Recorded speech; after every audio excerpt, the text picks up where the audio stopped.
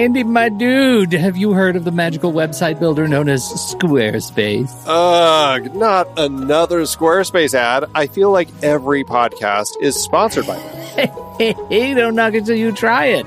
Yes, okay, it is overhyped, but actually it lives up to the hype. Squarespace is like a website fairy godmother. With a click of a button, your site transforms into a beautiful masterpiece. A website fairy godmother? That sounds interesting. What makes it so magical?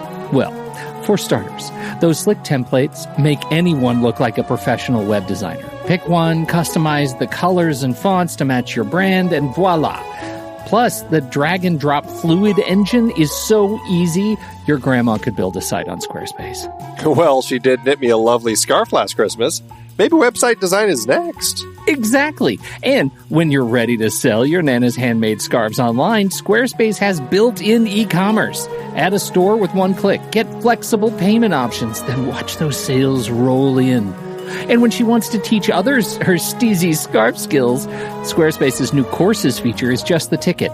Nana can set up her curriculum and enrollments and payments in a snap and become the next e-knitting influencer. Oh, wow, you really sold me with the grandma angle. Sign me up for that free trial. Just go to thenextreel.com/Squarespace and transform your site into a beautiful Squarespace masterpiece. Well, thanks, Pete. Even though it's overhyped, Squarespace actually sounds perfect for Nana's site's needs. Appreciate the warning on the ads, though.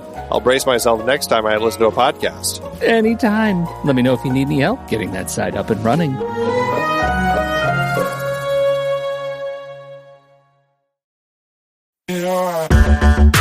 Andy, can you believe we've almost hit 700 episodes of The Next Reel? I know, it's crazy. And with all the other episodes in our family of podcasts, we are well over 1,200 episodes of movie conversation.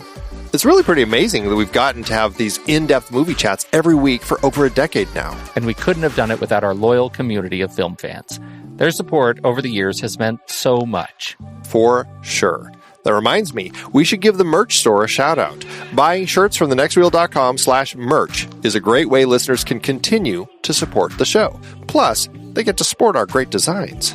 Absolutely. I think sometimes folks forget we have a variety of shirts, mugs, phone cases, and more available. In fact, a great place to start is with a shirt sporting the Next Reel's logo. We also have that classic Fast Times Spicoli Surf School tee, or the weirdly popular Rusty's European Tour shirt. The one from National Lampoon's European Vacation. Why is that so popular? Search me, but we have sold a ridiculous number of those. I guess there are a lot of Rustys taking trips to Europe? We're always adding new designs based on movies we've covered, like our brand new design for a streetcar named Desire, featuring a streetcar named Desire. So if you want to rep your love of TNR and films, head to thenextreel.com/merch. Every purchase helps us continue to have these weekly in-depth conversations. So visit thenextreel.com/merch today. And as always, thanks for listening and being a part of the Next Reel community. We've got lots more great movie chats coming your way.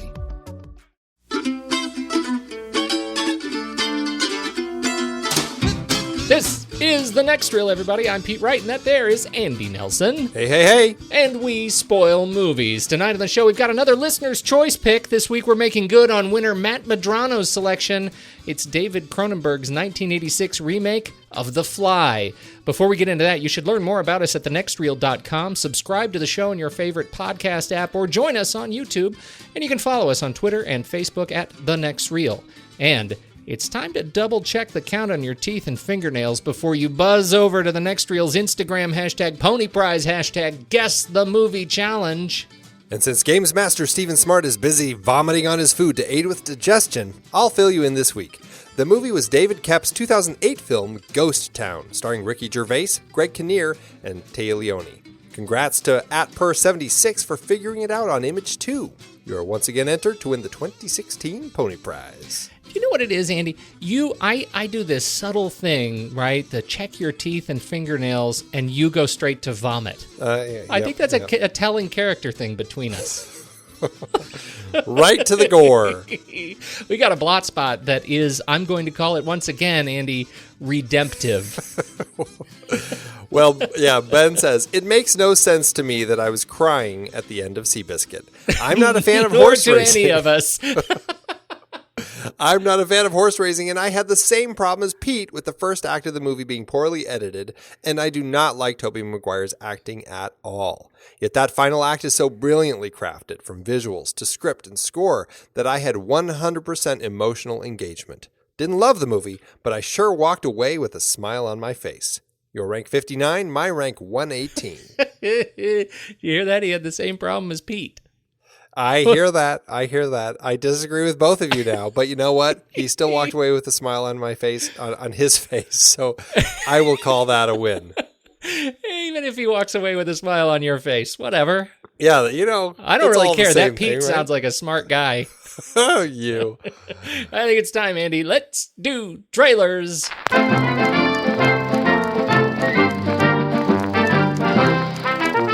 Okay, do you want to do your weird trailer or mine? Let's do yours first, because mine is a better lead into our movie. Okay, that's fair. I have chosen Frank and Lola. That Michael Shannon.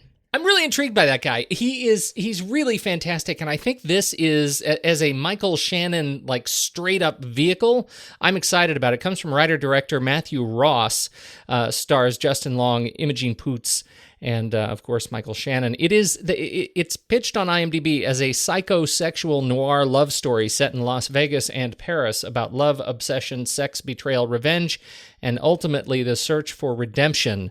It's also about food and chefs, and I like that. And so I think it's probably a nice cross between Last Tango in Paris and Burnt and maybe Chef. So if we could throw all those things in a blender, we'll probably get Frank and Lola. You know what? You should actually throw them into a telepod, Pete. Yeah, maybe that'll get. That's what we need. We will fuse them.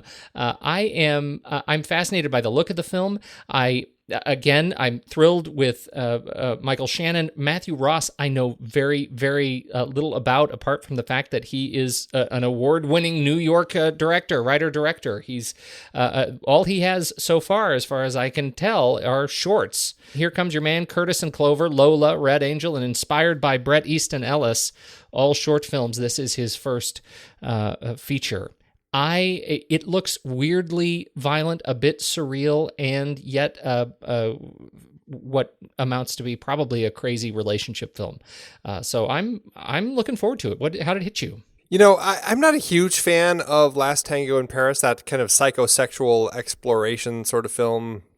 It doesn't do a lot for me. I can find it a little trying to delve into a dark, dramatic story like that.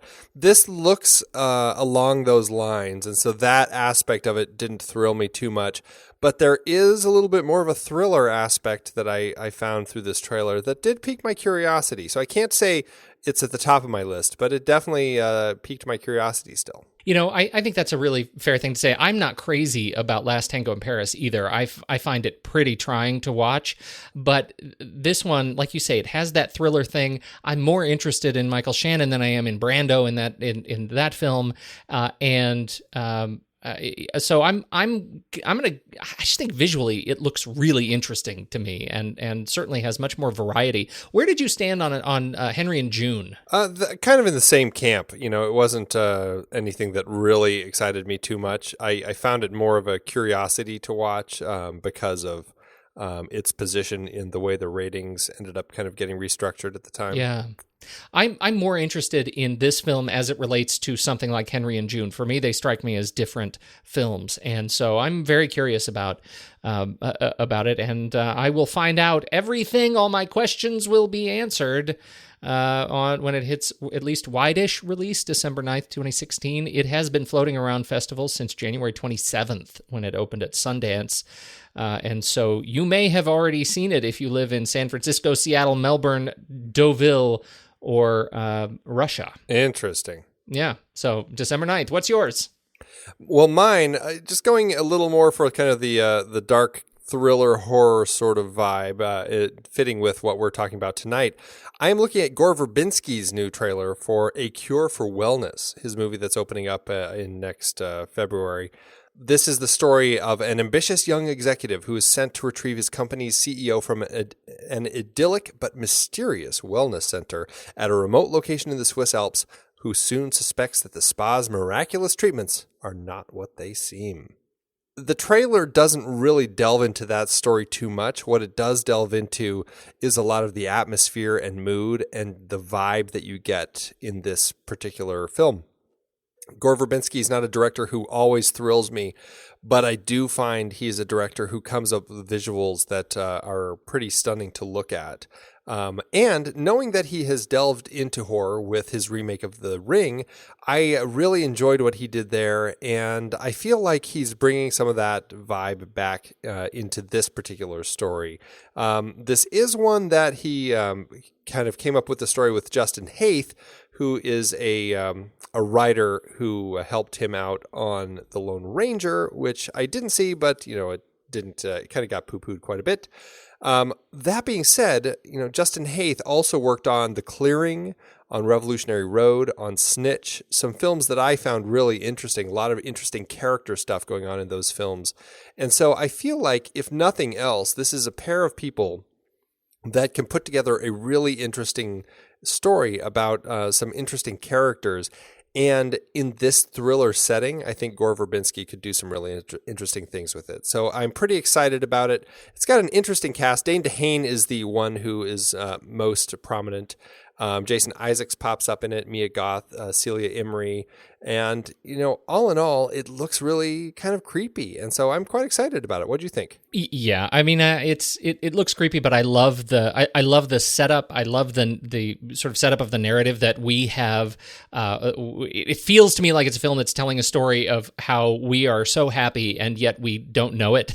And so, like, you don't know how good you have it is a narrative trope that I really like explored in this way. So I'm excited about it. I think the production artwork or the marketing artwork is just lovely. I think it is really compelling. The poster work is great. I love the photography and the floating woman in the bottle. I'm looking forward to seeing more of Mia Goth. I mean, we saw her a little bit in Everest, and we may talk to her this year in Suspiria, the 2017 remake. So I'm excited about that too. So I think it's got a lot going for it. Maybe a little weird for a guy like me who has kind of a soft stomach for horror stuff, but for the thriller side, I can check it out. Well, it is billed as a mystery thriller, so I think that you'll be safe.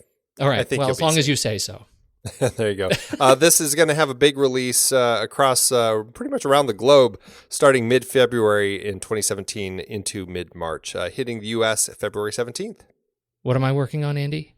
I'm working on something that will change the world and human life as we know it. I think you're making a mistake. I think you really want to talk to me. Sorry, I have 3 other interviews to do before this party's over. Yeah, but they're not working on something that'll change the world as we know it. They say they are. Yeah, but they're lying. There is a limit, even to the imagination. Human teleportation, molecular decimation, breakdown, and reformation is inherently purging. Where our greatest creations meet our deepest fears. Something went wrong, Seth. When you went through, something went wrong. You are about to go beyond that limit. The Fly, Andy, 1986, David Cronenberg. This is it's a pretty gross story. It's pretty gross. It does have some goo. Oh, there's so much goo. Oh, God, it's coming out of every pore. But this was the pick. This was the pick as we were given it from Listener's Choice winner Matt Medrano. Thank you so much, Matt, for doing this. You know what? I'm even going to say, as somebody who has trouble with some of these kinds of films, this was a great pick. So we, as we often do with these Listener's Choice conversations, we started with a conversation with Matt. He joined us a couple of weeks back as we record this now to share why he felt it was important that we talk about The Fly on this show. So here you go, Matt Medrano. Matt Medrano, long last, man. You are here in the flesh. How are you, man? I'm doing good. Doing real good from Milwaukee. Milwaukee. It's been quite a while. You've been following the show for quite a while. You've been trying to get in on those Listener's Choice episodes pretty much every time we've had an opportunity. And this was it. You finally broke through and got selected as the Listener's Choice for this episode. It's got to be a good feeling, huh? Honestly, I didn't even believe I had won. I just thought you were commenting like, all right, don't forget to vote, and I saw it and I was like, oh, how about that? I couldn't believe it. It's, I think, if I recall, I think you've actually had the movie that you wanted to talk about on your list from the very beginning. Am I right? Have you been teasing us with this forever?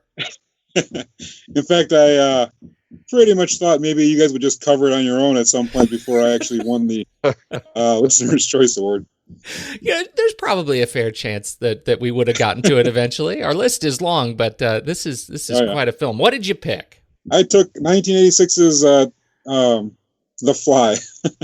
The David Cronenberg remake. David Cronenberg. Oh yeah. Quite a film. I haven't watched it. As we record this, I have not watched it yet. It's been many years since I have seen it. I have a great fondness for the film and the sense memory that it gives me when I watch it. But I got to know, why is this film an important one for you, Matt? Honestly, I know you guys know I've been working on my own screenplay. My script actually deals with, it's a monster movie, deals with human transformation as well, very similar to The Fly, and I draw a lot of parallels to it. And it's just one of those movies that I remember seeing as a kid that would, it grossed me out and scared me and thrilled me. And then seeing it as an adult, like I was able to look at the characters and the story a little more, critically, and it just got better as I got older too. Now, have you seen the original? Did you see it before or after this one? What's your kind of a relationship between the two of them? Yeah, I saw the original with my mom showed me when I was a kid, and I don't remember if she showed me the whole movie or if she would just call me over into the kitchen and show me when she pulls the hood off his head, and see the screaming scene. But that's a great parental moment. It was either that one or the very end when he's about to get smashed by Vincent Price with the stone. Help me! Yeah. Right. Classic. But I definitely have that ingrained in my memory as well. Do you have a preference between the two? I like Cronenberg's the best. I appreciate the original. They're pretty different films. I appreciate the original for what it was, and how it still gets referenced today, and and like things like The Simpsons, and different popular shows like that. But I'd still like the Cronenberg's the best. I think just something about the music. Even the music is really good in there, and the special effects and the characters, and it uses so few characters too, which I really liked. There's only a few characters in it, and they kind of boil it down to just a couple different locations, and it's just a really well put together story. Do you find that you're a big fan of Cronenberg in general, or is this kind of the peak of Cronenberg for you? What's your sense of him as a director? I look back at some of his movies that he's also done, and I actually don't think I've seen very many of them. You've seen Scanners, right? Tell me you've seen Scanners. Yeah, I think that's the only other one that I've seen. That's the only one that you need to see. Really, and you may not even need to like it. You just need to have seen it. I find he's an interesting director, and I think this film really sets the tone, The Fly, of why I liked him. I also hit this film at a really, for me, it hit at an age where I was, I think, really susceptible. I think like Matt, your experience with your mom, that was my experience with my dad.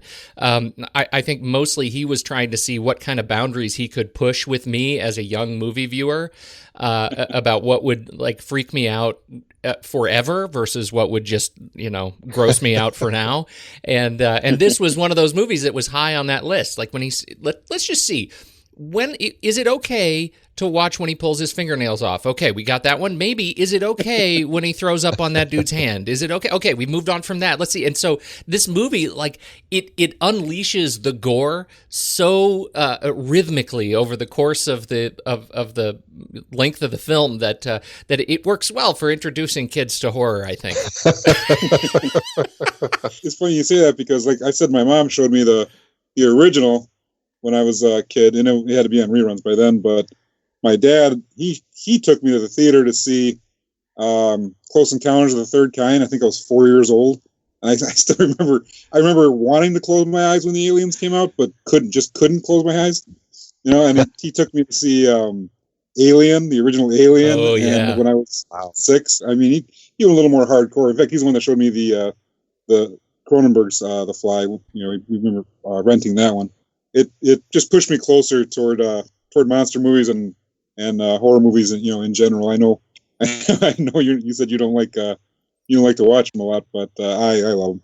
Do you really? Oh, it's a select few. It's a select few that I can get through, and The Fly is one of them. Maybe because I've seen it, I saw it so early, and I could still get through it. But the other piece that I think really strikes me about The Fly is that Jeff Goldblum and Gina Davis really sell it. Oh, yeah. And Goldblum in particular as Seth Brundle, he really sells it as a quality performance that is more than the horror. He's such a nice guy. We love the guy, and he just wanted to create teleportation because he gets sick when he drove, or when he got air sick or something like that. As a kid. So growing up, he did that. And he's just a guy that you love. Then you see him slowly, turn into this monster, and you can't really hate the guy. You feel bad for him at the end. when she blows his head off with a rifle. Spoilers. Yeah.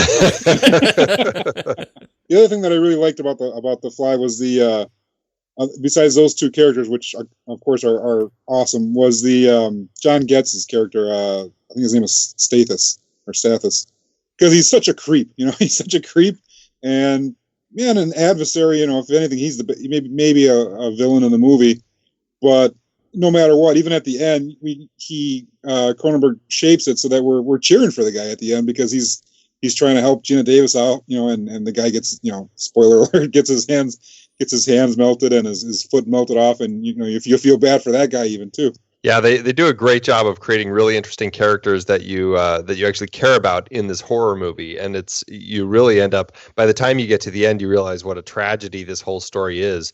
It's really, I think it's a really strong adaptation of that original story, and I think that Cronenberg did some great stuff to amplify it. So it's definitely way up there for me. It'll be interesting to see where this one ranks. Have you ranked it on? Are you a Flick Chart follower, Matt? I've been wanting to, and I haven't, and I think I'm going to start. I just because I'm a movie lover in just extraordinaire, and even with all the movies that you guys have seen, I still haven't seen all of them. But sometimes it's just that voting, man. Just tears at your heart. Oh, it's terrible. It's terrible. I don't know why we do it. I really don't. It hurts every single week. And yet this is one that I think is I'm really curious. It's a 7.5 on IMDb right now. It's a very strong performer, and for something that I usually, in a genre that I usually try to avoid, it's close to my heart. I got to tell you, I'm glad we're going to talk about it. This is a great recommendation. Super happy to hear it. I'm very excited. It's way up there on my chart too. So I'm glad that we finally get the chance to chat about it. Okay, so give us the update, Matt, on the screenplay. Where are you on it? Why haven't we seen a draft? There's been and are Andy and I slated to be in it at all? I'm sure I can throw your names in there. But it's funny. I've been working on this thing for so many years, and I think I've done about 3 different drafts. I think I've completed about 3 different drafts, and they're all very different from each other. This is my first one, so it's been rough. The 3 drafts, in my opinion, they keep getting better, and I know I've just got to finish one and get it out there.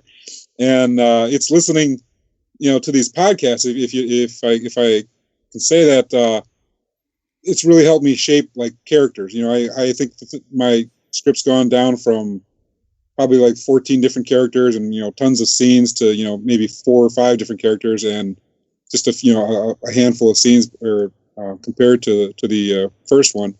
So I feel it tightening down and getting more character driven, and I really like it. I think about it every day, whether or not I get to write it every day. But it's still getting there. But I really like the direction it's going.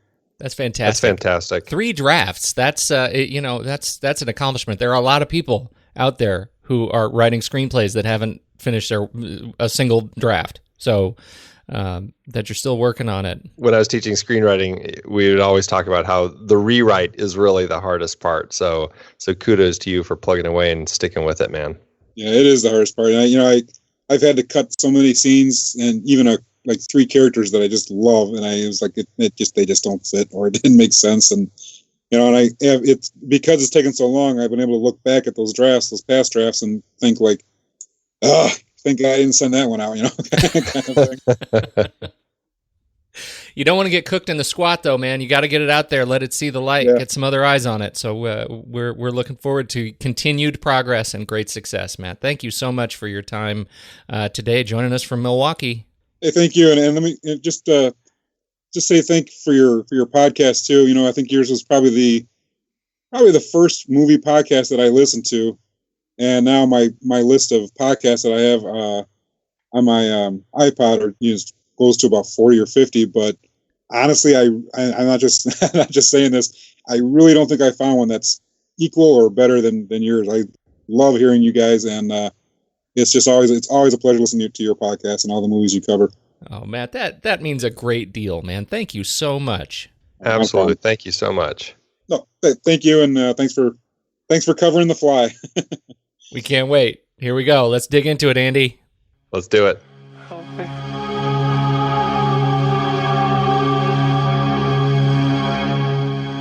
I watch this movie and I have a lot of excitement around it, and I find that very strange and uncomfortable because it's super gross in places that I don't want it to be gross, and yet I think this combination of Jeff Goldblum and Gina Davis and John Getz on screen telling this story the way they do, it's just captivating to me.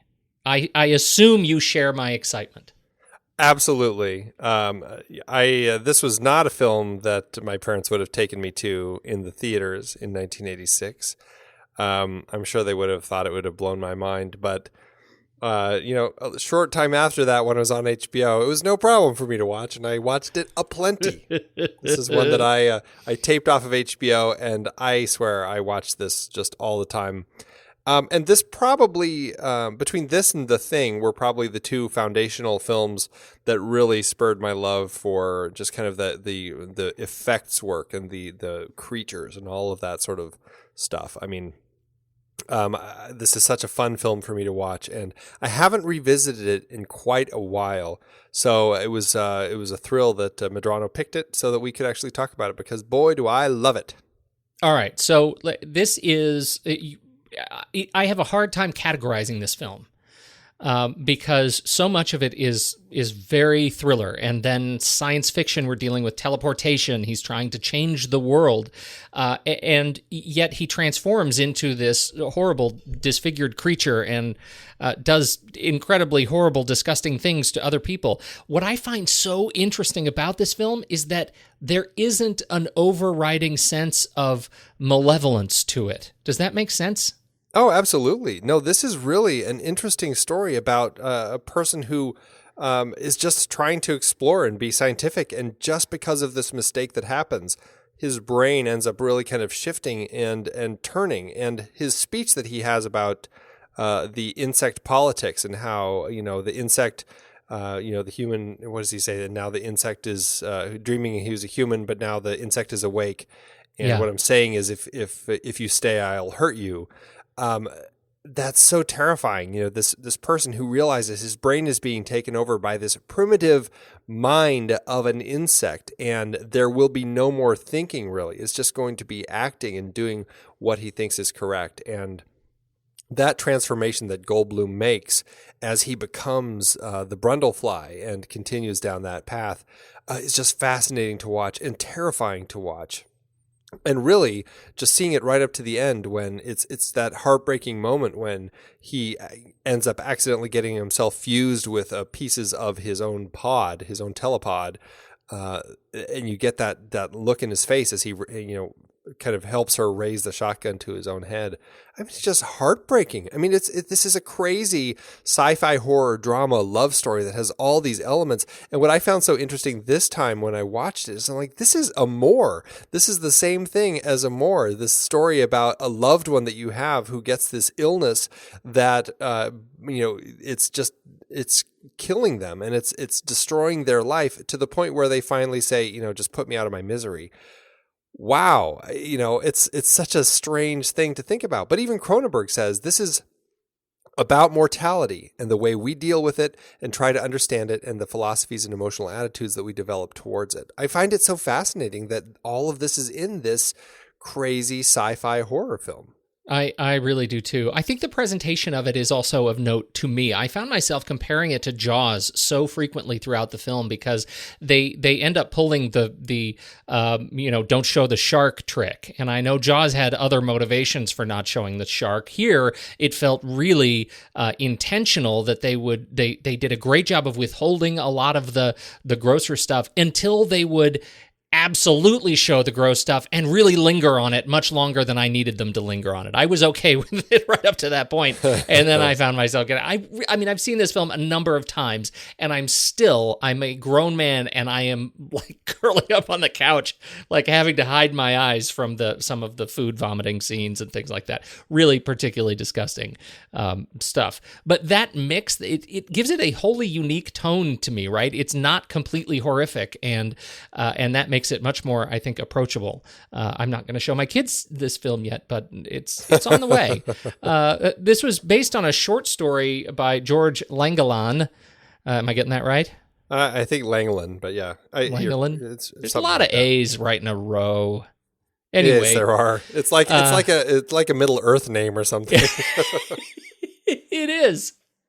And then the screenplay written by together, it looks like Charles Edward Pogue and David Cronenberg. What do we know about the screenplay? Well, this came about because a producer friend of Pogue's, who I think worked at Fox, suggested, hey, you should do a rewrite of The Fly. I mean, it had been made as a film in the 50s with Vincent Price as a character in it. And, it's famous for kind of a lot of that sci-fi element and certainly has been spoofed aplenty since then. The whole idea of this guy gets fused with it and then he comes out and he's got a fly head and a fly arm, but the rest of him is still human.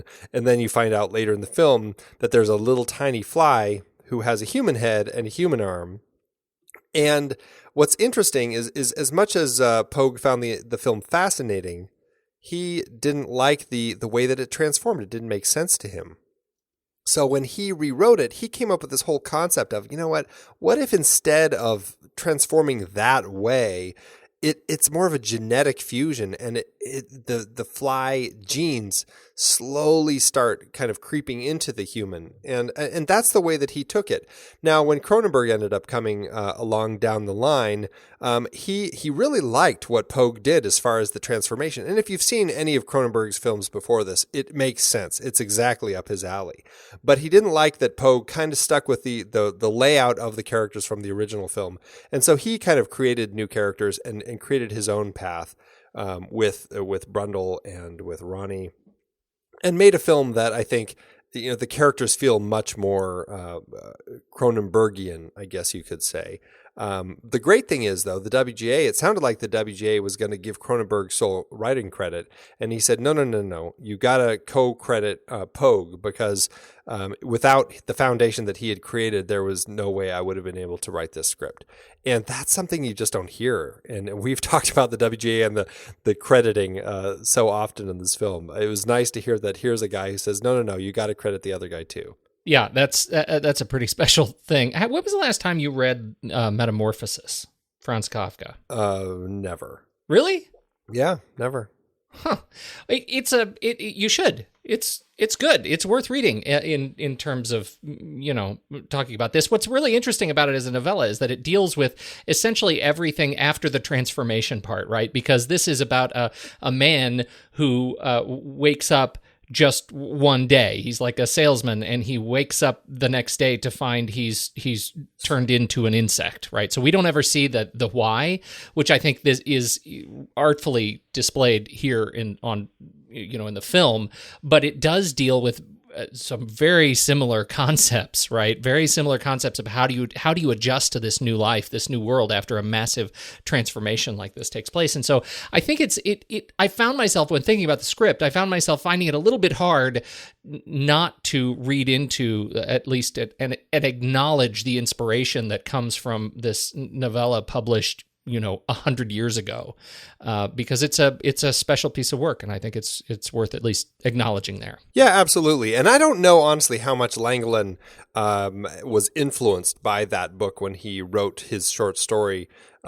And then it sounds like the original 1958 film was really a solid adaptation of that. Didn't take any of Metamorphosis into account. However, I definitely think Cronenberg had it in mind as he was doing his own adaptation. It certainly feels like it takes it at least anthropologically and discusses many of the same conceits, which I think it's really good stuff. I mean, that is where for me all the meat of this film comes in, right? It's the love story, it's the interpersonal relationship story, it's the story about work and drive, it's a story about succumbing to technology, and all of these things end up playing out right in front of us in terms of Mr. Brundle.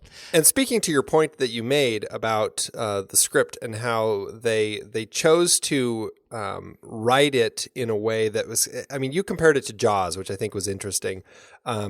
And we don't see a whole lot of the final real transformation of this creature that Seth becomes until really the end of the film.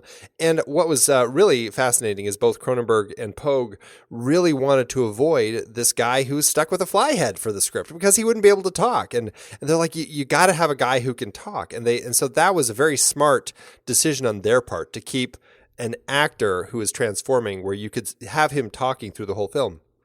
And it's really not until right toward that climax when they're struggling together and Gina breaks his jaw off that he finally is unable to talk. And so, again, kind of going back to Jaws, you're not getting all the real creepy stuff until those last bits. Now, I will say something that I'm sure you're going to disagree with, but it is that last bit that makes this not a 5-star film for me. Because I feel like they had shown such restraint for the entire film, and they got me over the hump of the grossest stuff, that once they made the transformation to a fly beast without the jaw and the big eyes and the grossness, they went ahead and decided we're going to come off the rails and become a traditional horror film for the last 5 minutes of the movie. And I felt like that was just a giveaway. I felt like they'd done so much to create an incredibly tense and intense and thoughtful transformation that by the time we reached the end, it ended up it lost weight. And I found that really frustrating.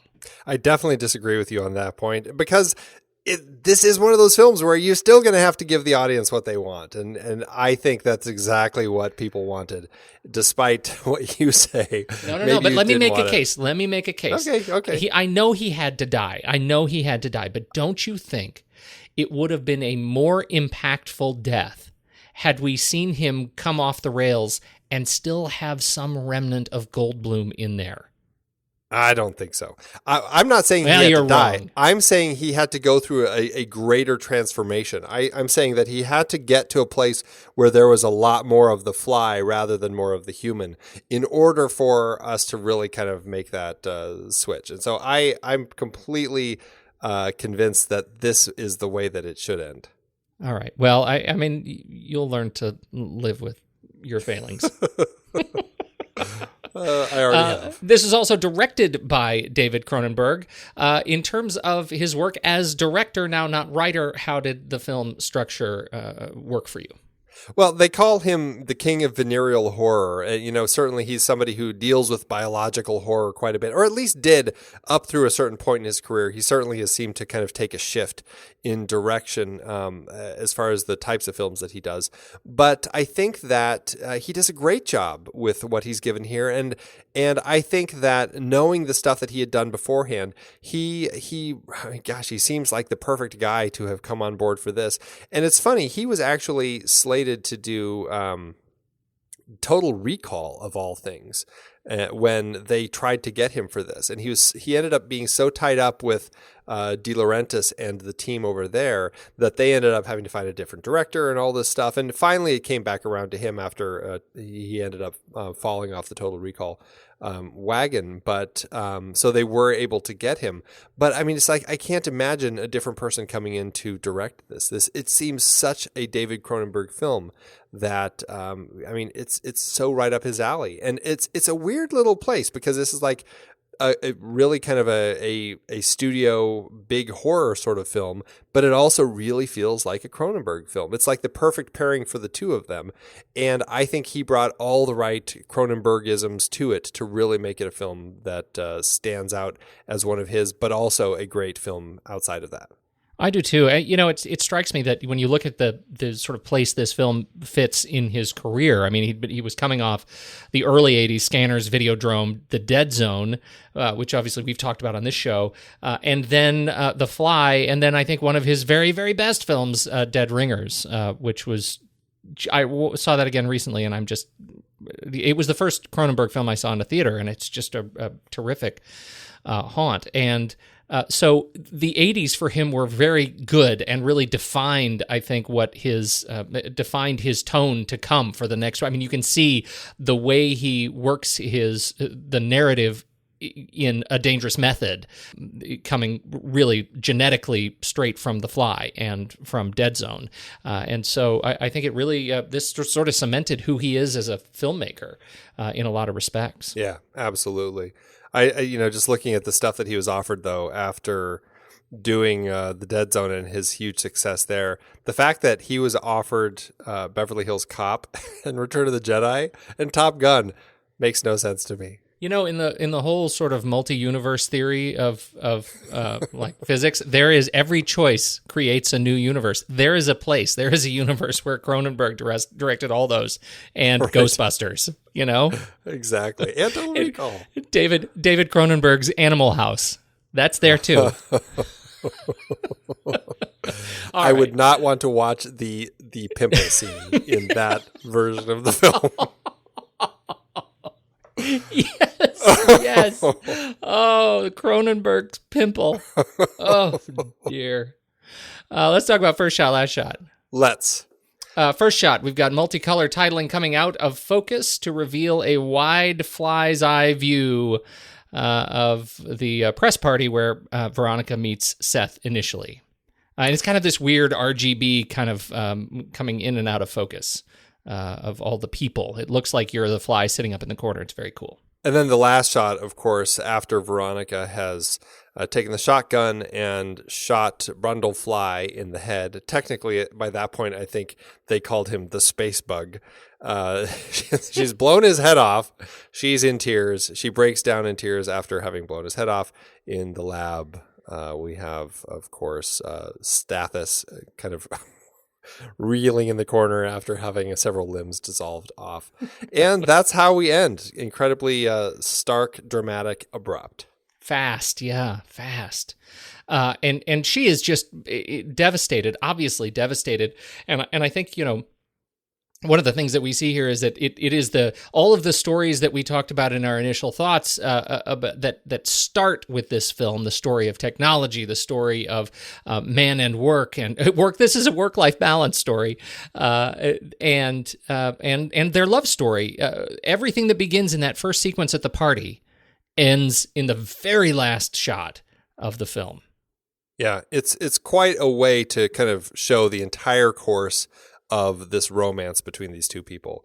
It's pretty interesting. I think it's a really interesting and it's an effective way that Cronenberg chooses to focus this story. And I know they had tried some different endings, some epilogues where you have, whether it's Ronnie waking up from a nightmare of having Seth's baby, or Ronnie having a dream about a baby with butterfly wings being born from a cocoon.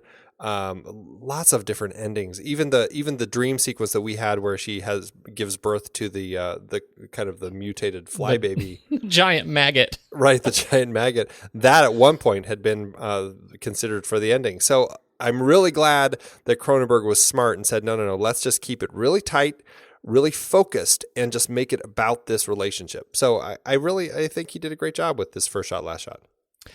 Let's dive into the cast, shall we? Yes, Deirdre Bowen did the casting, and she's quite the regular with Cronenberg. She's been working with him since The Dead Zone, and she put this great cast together. Starting with Jeff Goldblum, who you forget when you just spend time watching things like Jurassic Park, just how incredibly wonderful of a physical actor he is. The way he uses his body and his eyes and his arms and the way he manifests the twitches early on. He starts in this film as the hunk, like the sort of oddball hunk that I'm always surprised Elliot Gould is mistaken for, right? Like he's that guy, and he can pull it off. I think he is just absolutely devastatingly good in this movie. It's I mean, I just am blown away by watching Jeff Goldblum, the way he plays that transformation. He does such an amazing job. They talked about how a lot of actors that they offered this to really rejected the idea of being covered in makeup because, you know, as an actor, their performance is what carries things. And I think a lot of actors get nervous about having that much makeup on and how it's going to hide them. Michael Keaton turned it down. Richard Dreyfuss turned it down. And I think that it's really interesting and says a lot that Jeff Goldblum not only was interested, but excited about the opportunity to have all that makeup on and really use it for his performance. He does an amazing job here. And, you know, it was so good. I know some people talked about, I think Gene Siskel actually said that he should be nominated for an Oscar. Of course, it's not the type of film where people get nominated for Oscars. But if you look at the list, I think Jeff Goldblum is on par or better than some of the people here. Paul Newman in The Color of Money, Dexter Gordon in Round Midnight, Bob Hoskins in Mona Lisa, William Hurt in Children of a Lesser God, James Woods in Salvador. I've seen 3 of the 5 films, and I would probably just prefer. Maybe it's just because this is the type of film I'd prefer, but I would pick Jeff Goldblum over those guys. Absolutely. I haven't seen a performance better driven by eyes since. I mean, who was it? Matthew Almeric in Diving Bell and the Butterfly. Like this was an amazing use of just his straight up eye organs. It was fantastic. You could take all of the other kind of twitchy makeup stuff away, and you still know who this character is because Jeff Goldblum just owned his eyes. What's crazy is that the studio head said, no, he's not a bankable star. And he was like trying to convince them that they were making a bad decision with casting him.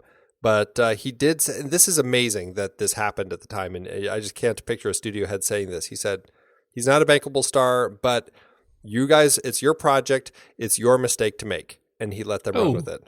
It wasn't a great compliment, but still, he let them make the decision. He didn't dictate. And, that's not something you hear so much these days. While we're talking about Jeff Goldblum's performance, I feel like we have to give a shout out to Brent Meyer, who was Brundle's stunt double for the acrobatics. What a fantastic body double he was. Oh, it's great. I mean, and I think, again, Cronenberg found a great way to cut between them because I'm always watching for where's the cut between his gymnastic double and him, and it's so good. I mean, you could almost not realize it. So solid work to this whole team. Gina Davis was dating Goldblum at the time. Yeah, they were a couple, and in fact, I think Goldblum had kind of mentioned to Cronenberg, "Hey, you should have Gina audition," and they're like, "No, you're just saying that because you're dating her," and they went through a whole bunch of different actresses to try to find the right Veronica, and they finally auditioned Gina, and the producer was just like, "Yeah, but you think that she's so good, but really it's just because the script is so good." But they Cronenberg kind of got it into his head by that point, and he was a little nervous about having a couple that was actually dating on screen together, concerned that they weren't going to be able to play as if they weren't dating. And I think that was a real concern because obviously, there is, especially at the beginning, they're not together, and then she goes off kind of with Stathis off and on. And but I think that it ended up working well, and I think Cronenberg ended up finding enough comfort with it that he found a way to make it work. And I wish that Gina and Jeff were still doing stuff together because I find the chemistry they have on screen just so great and so interesting. I really enjoy watching these two as a pair. Absolutely. And isn't it interesting, back to this whole, I made the comment earlier that there's no overriding malevolence in this film. One of the things that I think is so interesting is that Gina is given this character who is the orbit or is the sort of locus of gravity around which this cycle of jealousy spins. And we know that Seth is jealous of his perceived relationship that she has with John Getz's character, and yet there's never a sense that she is going to have any sort of infidelity for her relationship with Seth. That would be kind of a cheap out. And the guy, John Getz is a jerk, and that's her whole relationship with him is about saying you're a jerk up until the very end when he rescues her. Which I find so interesting. That's not what you expect in kind of this love triangle sort of story, where this guy who's such a jerk and is just terrible and petty and just not the guy that you ever would want to see her end up with, becomes the guy who helps her escape this guy at the end. It's an interesting transformation over the course of the film, and I really I thought he was great as Stathis Borns. Well, and it would have been easy and cheap writing to go any other way, and I think this shows a lot of drafts, frankly. I mean, to get it to this level of subtlety, and so John Getz as Stannis Baratheon. Stannis Baratheon. It might as well be. Right? Really? I know, as Stathis Borns, it's like... Yeah. Yeah. Well, anyway, he was great. He's the third wheel. He's a publisher of this science magazine, and he's a jerk. And he also happens to be an ex of Gina or Veronica in the film. And they put him in a place that's just like quintessentially sort of small magazine publishing house, cheap furniture. It really mimics who he is as a character, I think, so well. I know exactly who he is the first time we set foot in his office. I find it really interesting being a character like this who ends up getting to go through so much makeup also, who knows that he's walking into this project where he's going to have to be sitting with his foot through a hole in the floor for weeks on end while he's got this fake leg that's getting dissolved over and over and over again, trying to make it work. And same thing with his arm and everything. It's fun. And I think as an actor, I mean, I'm sure there's a level of exhaustion in that where you're stuck sitting in a certain place forever. But I don't know. I find it interesting that actors go into things like this where they get to do opportunities, play around with effects like that. Well, and he goes into shock with the very best of them. Yes, he does. I wish he had more like sweat on his brow when he did. I feel like he'd be really sweating. Yeah, that's true. Well, it was a dry sweat. It was a dry sweat. Yes, indeed. Anybody else you really want to talk about in the cast? Those were the big three for me, and it was a small cast anyway. Yeah, not too big. You really do focus on these three people. I know that was a conscious decision that Cronenberg had when they were putting the script together, that he said, obviously Veronica is going to have more friends in her life. Stathis isn't the only person that she's going to be able to turn to when she needs to talk to somebody about something. Why always go to the ex? Why not go to a friend or something like that? But it's actually really, I think, smart writing to kind of limit it to such a small group that I think ended up really helping this love triangle out as it develops over the course of the film. So I think it is a really interesting cast, particularly these three. Not a whole lot of other people that are probably a lot to talk about, other than maybe George Chavallo as the guy who gets his arm broken during the arm wrestling match in the bar. And that's just because I think it's just funny that he is this huge heavyweight boxer. He's Canada's greatest boxer, and just a really impressive career. I don't think he was ever knocked off his feet in a professional fight. He fought Muhammad Ali, George Foreman, Joe Frazier, just a big figure in the boxing world. And he's the one who gets his arm broken by Jeff Goldblum. That's pretty gruesome. It's pretty gruesome. Oh, it's fun. It's really fun. All right, so we've talked just a little bit about getting it made. Let's dive into a little bit more production. There is a relationship between this film and one of our greatest comedians that I think has surprised both of us. I don't think I realized as a kid what Brooks Films was, and I'm not sure when that finally hit me. It must have been just somebody telling me, "Oh, Mel Brooks, that's his company," and then you see it in front of movies like, The Elephant Man, The Fly, movies that are like, and even something like 84 Charing Cross Road, which is just a big drama, but these aren't funny films, and this is Mel Brooks doing them, and he came up with the name specifically. My understanding is because for his kind of non-comedy Mel Brooks movies, he wanted to do something a little different, and yeah, he's the guy who's producing The Fly. Where does that come from? How does that fit into his world? I think it's fantastic, and comedians are always the smartest guys in the room anyway. That certainly is true, and I'm sure that didn't hurt. No, having him around on set.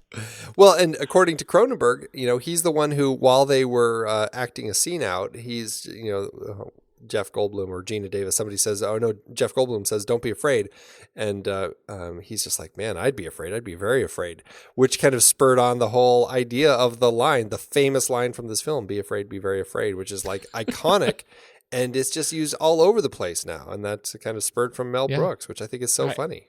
How many people do you hear using that who don't think that it's from this movie, who would never be able to tell you? My wife didn't know it was from this movie until she heard that scene, and she's like, "Is that's from this movie?" I run into a lot of people who think it's from Alien or Aliens or one of the Alien series. They're wrong, of course, those people. What? Yeah, they're wrong. I feel like there's a similar line in Aliens, but it's more just about the dark, I guess, right? Yeah, they come out in the dark mostly, or something like that. But something like that, right?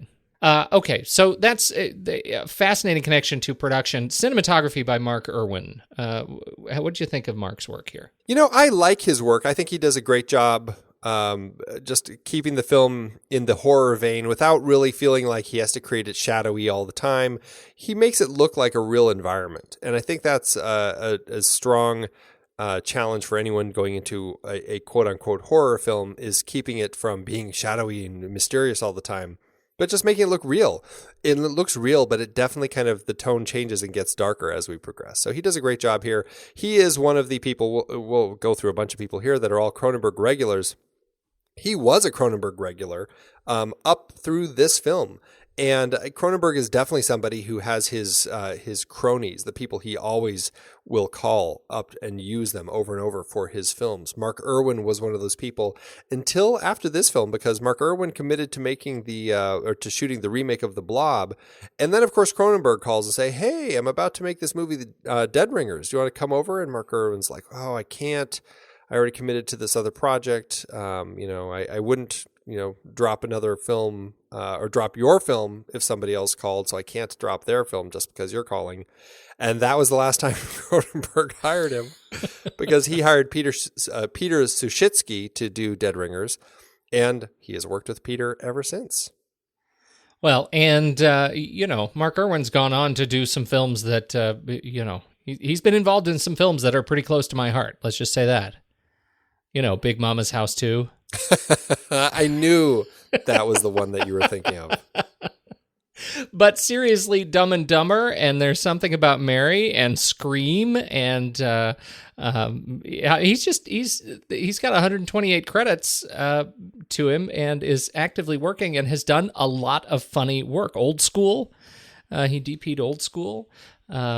It's funny somehow he got into this comedy gig, and just rode it all the way to the bank. That's what's so funny, is he really seems to take that shift after he stopped working with Cronenberg and just went in a totally different direction. And now is kind of a comedy guy, which is, good for him. I mean, he's still working, still super busy. We're talking about Mark Irwin and the challenges that he had to deal with on this film. Carol Spires, production designer, the whole beautiful loft, the aspirational loft, the loft that I would love to live in now, minus the telepods, was all on a gimbal somehow. Are they flipping it around? They had a chunk of the loft on a round set that they could rotate in kind of a drum, and Goldblum got to kind of play all day. I mean, he talked about this is the best part of being an actor, when you get to go play around like this and you just get to run around in this giant hamster wheel all day long. And but it was a very particular part of the set that they built. Not the entire set, just a very, very small part that he could kind of run around in. But I mean, a lot of work goes into something like that because when it rotates, things vibrate. And so they have to lock everything down. They have to, anything like a piece of cellophane that happens to be lying on the counter. Because at this point, he's transforming and he's eating junk food like a maniac. So all the little wrappers and everything, they had to like spray them in, I can't remember, some sort of glue to keep them in exactly the same position so that when the whole set rotated, it wouldn't shift. So just an amazing amount of work that she had to do to kind of put this sort of stuff together. Not to mention the really creative designs for the telepods that came from Cronenberg's Ducati motorcycle cylinder, and really just, I mean, all in all, just a lot of really solid work. Carol, of course, is another Cronenberg regular. And she did make sure to include computers where, like, all the Ridley Scott computers, Blade Runner, Alien, they all make sound of a printer as they're making letters on the screen, which I think is always delightful. Isn't that what your computer does? That's mine. Well, not right now. I mean, we're podcasting. I put the printer sound on mute. Oh, yes, right. Of course. A costume design, Denise Cronenberg. Yes, of course. Another of his regulars. Of course, that is his wife. And I mean, just looking, Ronald Sanders was his editor that he uses. Howard Shore, of course, does the music. A lot of the same people that you'll see jumping across. Although creature effects, Chris Wallace and his whole team at CWI, including Stéphane Dupois, all were really instrumental. I don't think they had worked with Cronenberg on any of his other previous effects films, but certainly they bring a lot to the table in this particular film. Well, yeah, I mean, and I'm super torn on that because I do actually like the creature if you take it out of this film. Like, it's a cool creature, and I think they did a lot of work, particularly at the time, to make it good and sympathetic and horrific at the same time. That's obviously challenging to do. I just, wish it wasn't in the movie. You're just poo-pooing it, I know. Yeah, that's me. Animals, they did have a couple of baboons and some flies. They did. They did have some. They did have a baboon and some flies. The baboon named Typhoon, who baboons aren't trainable. Very complicated creature to work with, and it was only because the baboon wrangler, who happened to kind of be the alpha male, along with Jeff Goldblum, because of his height, kind of became another alpha male. They were able to kind of keep the baboon in line. It sounded like the baboon, though, did fall in love with the script supervisor, and because of that, baboons don't know how to show their affection. He was walking around with an erection most of the time. They had to find ways to shoot around or digitally remove it later. Did they weren't digitally removing erections? Well, I don't know. They? I don't know. It sounded like they the effects team might have had to go in 1986? and actually, not digitally, I guess, but they'd have to go in and actually, paint it out in some shots. Mask it out, yeah. Oh my goodness! Can you imagine going home at the end of the day? What'd you do today? Oh, I spent all day painting erections frame by frame. Oh, God, I have a headache. Oh, so funny. But yeah, again, the baboon can't act. And so in order to get it, when we first meet the fly, it's bothering the baboon. And so they actually had a fly, and God love fly wranglers and how they figure out how to do things like this. But they somehow tied a fishing line to a fly and they had it buzzing around the baboon so that they could get the reactions of the baboon as it was trying to, avoid the fly that was buzzing around it. Does the SPCA get involved as a producer? Do they get involved at levels of the fly, like of flies? That's really. I mean, flies only live like 48 hours, right? No, they're about 28 days. They live a little longer than that, but still, yeah, exactly. Like, when does it get to animal cruelty? Is it just putting it on a leash? I mean, how do you check how tight it is around the little fly neck? I don't know. You can't put your finger under there to see if it's too tight. Oh dear. Oh yes. That's a treat. I like going to bed with that in my head. Post-production, editing, Ronald Sanders, another Cronenberg regular. It's a tight film, and it's short. Tells a lot of story in a very short period. And they had a really tight deadline of putting this thing together. They had so little time. They had such a huge team, people working around the clock, really, to try to get the film cut and put together. And not to mention dealing with all the effects work that we already mentioned.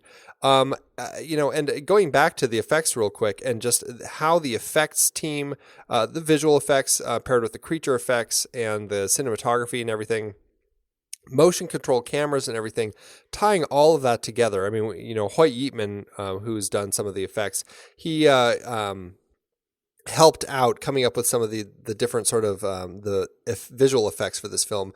But you have things like these the telepods, and things are disappearing from them. Well, to make it complicated, Cronenberg wanted to have the dolly pushing in on that. And to do that, you have to have motion control cameras, because you push on it with a baboon in it, then you push in on it with an empty one, and it has to match. The movement of the camera has to be exactly the same in order to make that work. And it's a real challenge to do that. You got these motion control cameras that really had never been used for that type of thing in the past. It had really only been used for model work.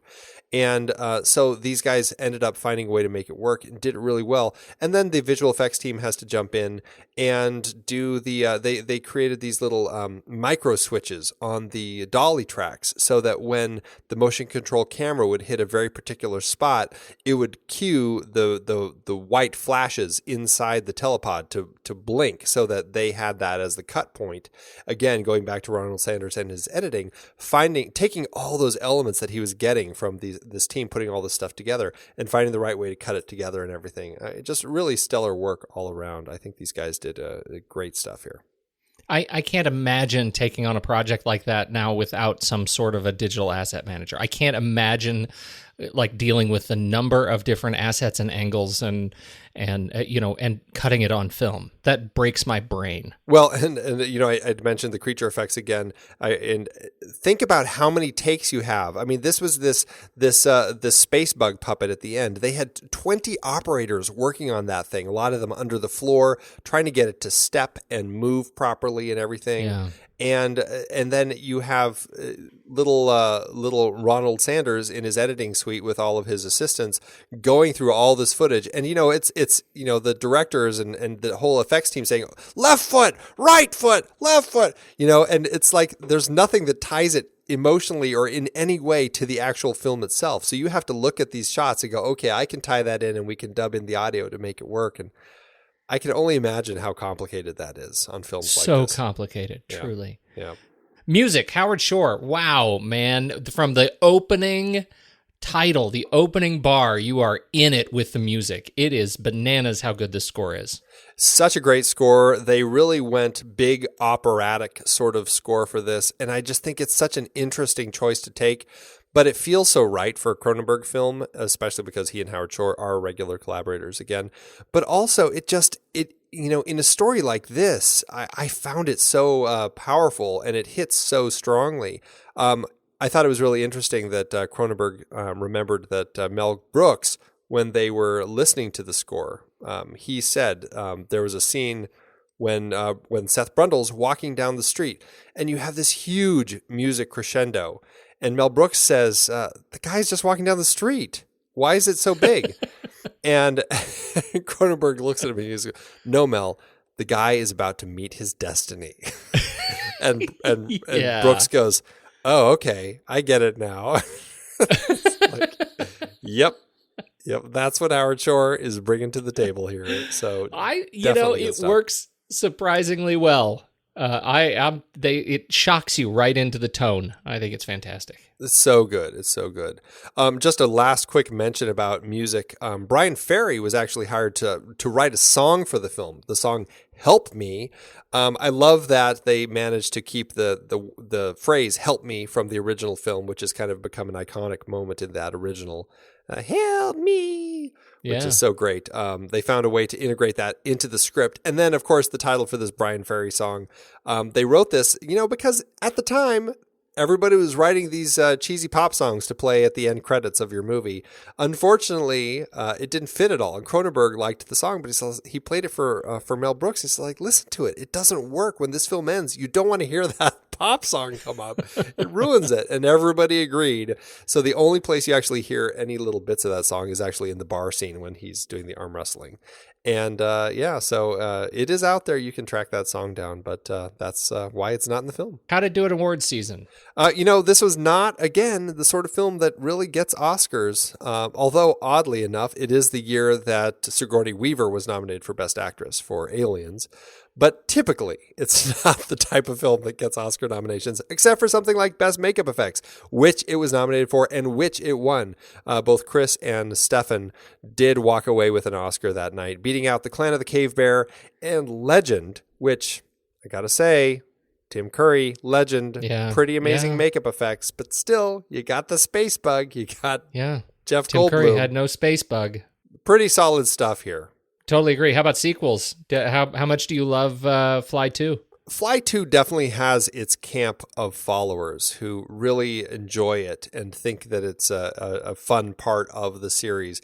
I don't think I'm quite in that camp, but I'm not with the rest of the world that just completely hates this film. It is maybe a little bit of a guilty pleasure for me. I mean, I acknowledge it's pretty terrible, but I do find some enjoyment in it. Chris Walas, of course, did return to direct it.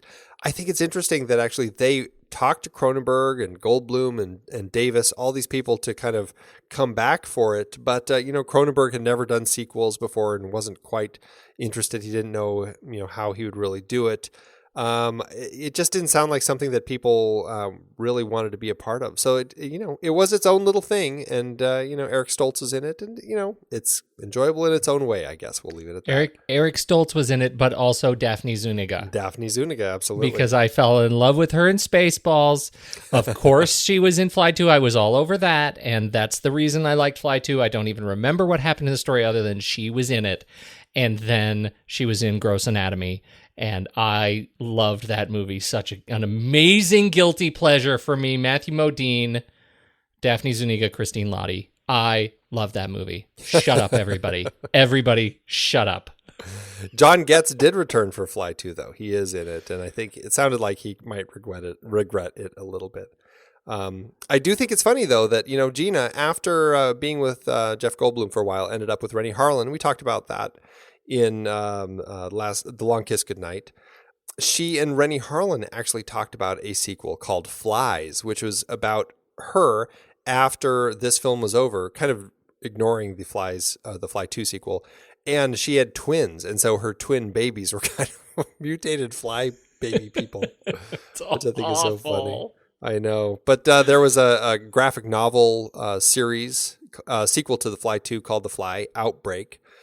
Todd Lincoln was trying to do a remake of The Fly in the early 2000s. And then Cronenberg had been talking probably 3 or 4 years ago about what he called an oblique sequel to The Fly, where it's not really a direct sequel, but it's just kind of it has some of the same themes and it kind of might go along the same lines, but he didn't really consider it a complete sequel. So, it sounds very Cronenbergian to say stuff like that.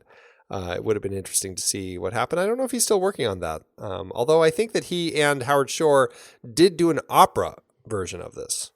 An opera? I don't know how gory the opera got, but, it's such a big story. I can see that kind of working in a weird way. Well, when it comes through, how about that? We'll go see it. Let's do it. All right.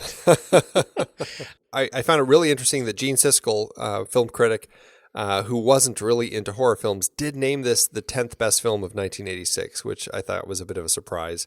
And interestingly enough, this ended up being the first theatrical film to have its broadcast premiere on Fox television. This was kind of, Fox TV was kind of going through its infancy stages right around this time. This was the first film to play on it as a film. Well, that somehow doesn't surprise me. I wonder how much of it they actually had to cut for TV, though. I'll bet the melting hand. I bet a lot of goo coming out of the goo. Goldblum, yeah. So you said earlier the average lifespan of a housefly is 28 days. Have you mapped that to his transformation? How many weeks go by over the course of his transformation? I wonder how well that lines up. That's a good question. Well, I know that there's at least a big 4-week gap in there when he calls and hasn't seen Ronnie for 4 weeks. That's right.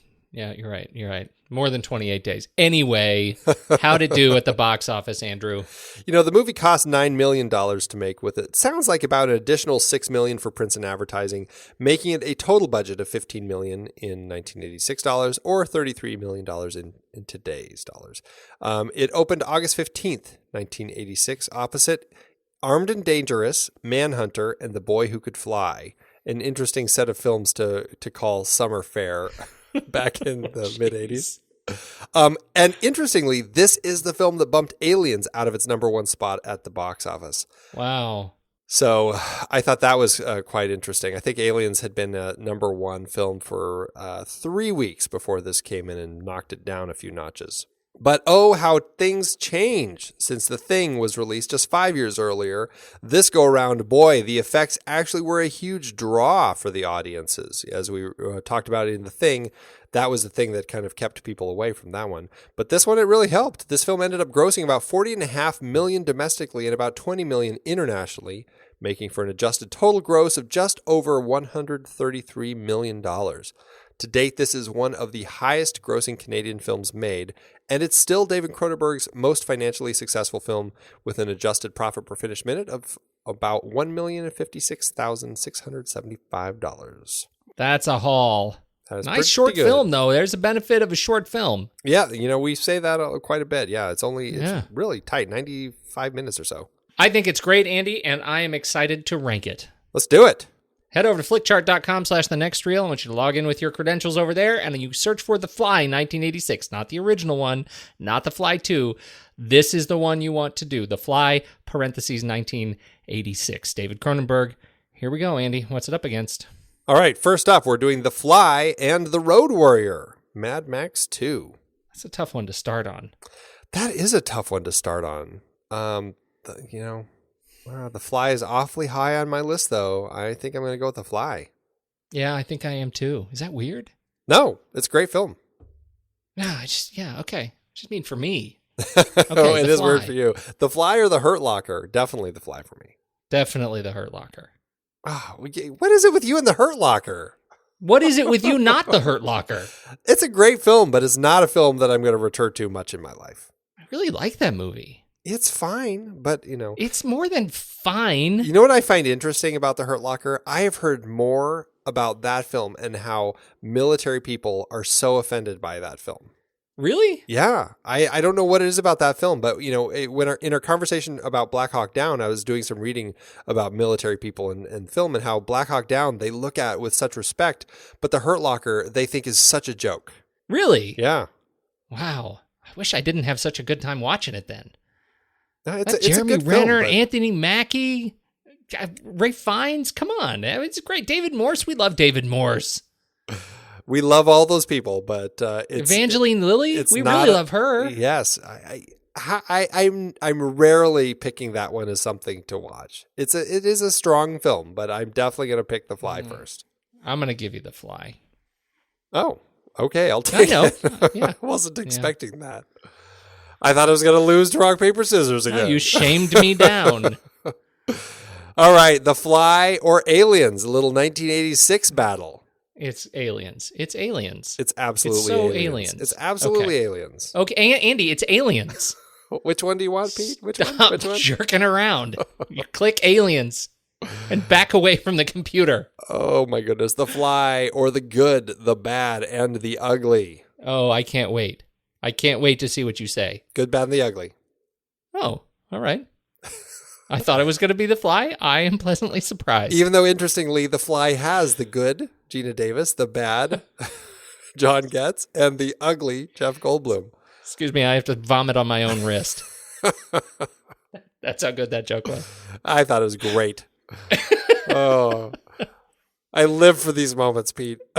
Let me have it. The Fly or Zero Dark 30, more Catherine Bigelow. You're gonna say Zero Dark 30. I'm totally saying The Fly. Yeah. I love Zero Dark 30, but again, I'm not going to return to that very much. It's a strong How do military film. people feel about Zero Dark 30? I don't know. I didn't find out about that one. Just The Hurt Locker. That's the one they seem to have real problems with. Okay. I'll go with The Fly. All right. The Fly or The Descent? Totally The Fly for me. Yeah, it's The Fly.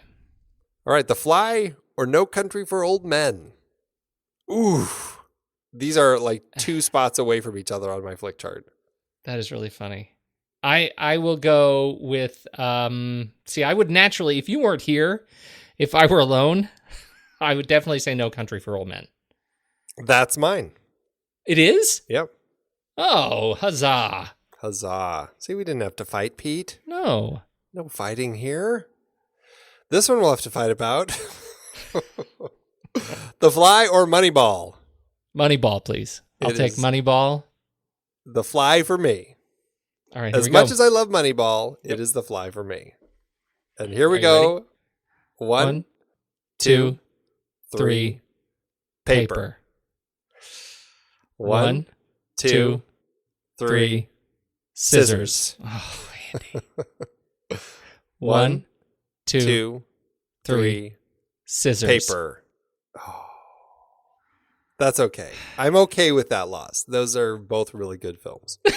That is true. You take it like a gentleman. Yes. I don't have to throw up on your face and dissolve your jaw off. All right. Well, that leaves it at number 54 on our flick chart. It's a nice place. That's a nice place for it. It's a pretty solid spot. I'm pretty happy with it there. And, I mean, is this a fun film to watch? And I love the ending. I know you have issues with it, but, for me, this is a 5-star film. 4.5 stars for me, please, sir. 4.5 it is, Pete. I will let you have it. Are you gonna round it up? Is that what you're doing? Well, it would be 4.75, which will round it to 5. So. That's kind of what I figured you would do anyway. So it's a principled average. That's right, exactly. Yeah. All right. This was a really fun movie to talk about. So again, thanks Matt Medrano for picking it. I know it's been on his list of things for us to talk about for like 5 years, and so I'm really glad we finally got to it. And absolutely worth it. And it was a treat to watch it again. Yep, so much fun, and I'm glad to have had an excuse to put it in. And actually, I started The Fly 2 again, just because I'm like, oh no, I gotta finish it. Good stuff. What do we have coming up, Andy? We got a couple of good things, and then we're starting into a new series. We are kicking off our Bette Davis series, which is going to span 2 decades of her career, starting with William Wyler's 1941 film The Little Foxes, then covering Now Voyager, 1950s Best Picture winner All About Eve, and ending with some craziness when we find out whatever happened to Baby Jane. Until then, just immediately coming up next week, we've got the Philadelphia Story, another TNR speakeasy, this time with director Steve Miner, who is, let me just say, awesome. Such a great guest. Steve Miner, director of such things as Friday the 13th 2 and 3. That's right, you heard it. And House and Halloween H2O. Along with enough TV that you have seen, I guarantee you have seen, that you will be stunned that you didn't know Steve Miner was behind it. How about that? That sounds great. Yeah, I can't wait to talk to him. And so I think that covers everything we need to talk about, Andy. I think it does. I gotta go to bed. No, don't go to bed. I've come here to say one magic word to you. Deal? Cheeseburger.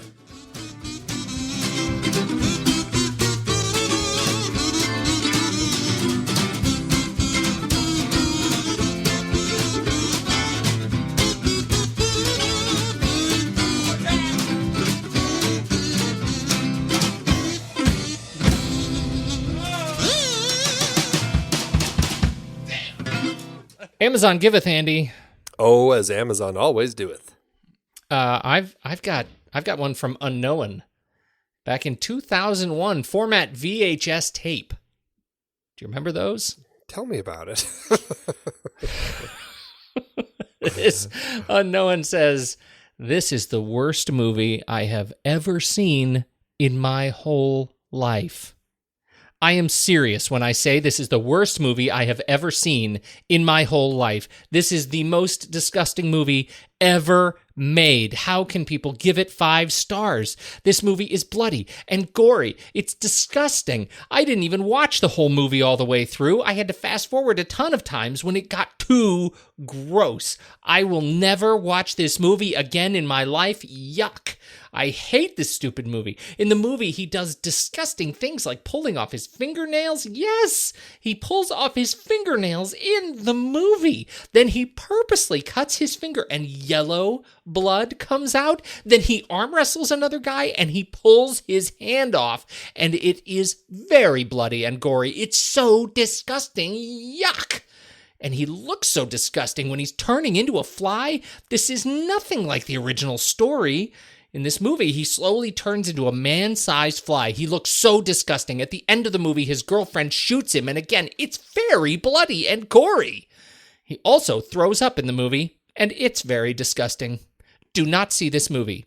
This movie is rated R for sex, nudity, language, violence, and it's very scary and gory. So do not see this movie.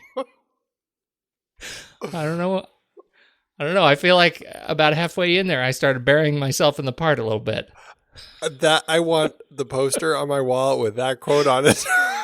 That's the best ever. This movie is rated R for sex, nudity, language, violence, and it's very scary and gory. So do not see this movie. I love that so much.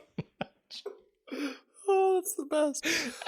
Oh, well, I have a 1-star, nowhere near as spectacular as yours, by Opa520, who says, remake sucks! The original 1958 version is much better. This version sucks big time, and I can't believe Gina Davis actually agreed to act in it. Totally dumb, disgusting, and don't waste your time. Okay, we have, I think they may have colluded on their reviews. Yes, they might have been working together. Oh, dear. Thanks, Amazon.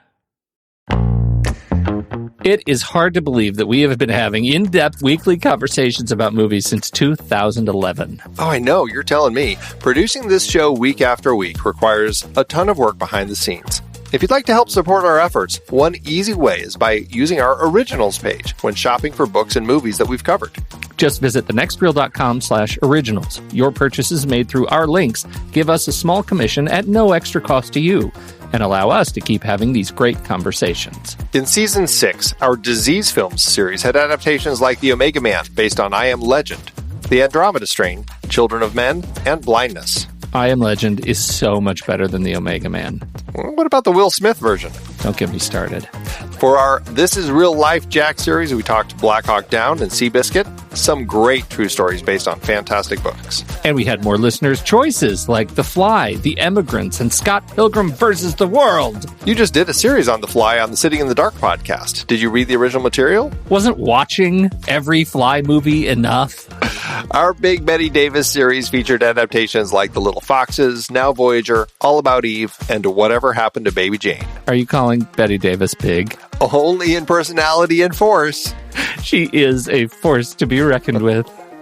We talked about the entire The Godfather trilogy, of course. Iconic page to screen, even if it is just the one Mario Puzo book. I wonder if Coppola will ever make The Sicilian. We also had some Zhang Yimou adaptations with Judo and Raise the Red Lantern. Absolutely gorgeous movies. And don't forget the Hughes Brothers series with From Hell, based on the graphic novel. Brilliant material. Kelly Reichardt gave us Wendy and Lucy and Certain Women, adapted from short stories. Plus more Hayao Miyazaki as we tackled Howl's Moving Castle.